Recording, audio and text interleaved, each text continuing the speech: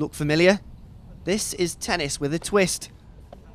Born in 2002, this shorter form of the game is proving ever popular with beginners, club players and even professionals. With 4 games enough to win you a set and 2 sets the target to win a match, people are finding a new love for tennis. Smaller courts and smaller rackets mean the rallies go on far longer. Rashid Ahmad invented the concept in his own back garden, and he explains why the game is so popular. It really is addictive, and the format we have of competition means that more so than any other sport, it levels out the playing field by having only one serve. Means that these bigger servers have to be more cautious. If you get a professional tennis player whose movement is incredibly good on a big court, slightly different movement on a smaller court where he's got to take lesser footsteps, so it balances itself out and they keep coming back for more.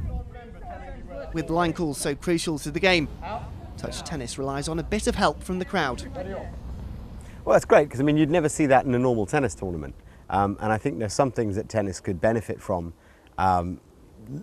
adopting that we have in our game, which is just good spirits. Touch tennis's growing popularity has even enticed professional players into its ranks. Britain's 7th ranked professional Emily Webley-Smith combines the two and sits second in the women's touch tennis rankings. Webley-Smith believes the competitive nature of touch tennis helps her professional game. There was an interesting situation a few months ago where I played a lot of touch tennis matches on the Sunday, which is normally my day off. And I had one of the best practices I've ever had on the tennis court the following day. With amateur players rubbing shoulders with professionals, why is touch tennis capturing people's imaginations?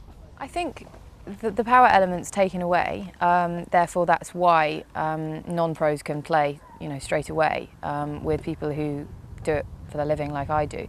But it's more the game just entices you in to be able to work the point a little bit easier. Tennis sometimes, it's a bit repetitive and people miss balls and you haven't got the consistency.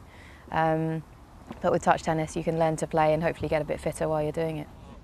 Almost 1,000 people played the sport, and with tournaments spanning from the UK to Australia, it may not be long until touch tennis captures a worldwide audience. In an ideal world, I'd like to see every driveway and every garden with a mini net and sponge balls, and parents playing with their children, brothers and sisters playing one another, and schools, colleges, universities, badminton halls all around the world. Ahmad has big plans, but for now, he's concentrating on each point.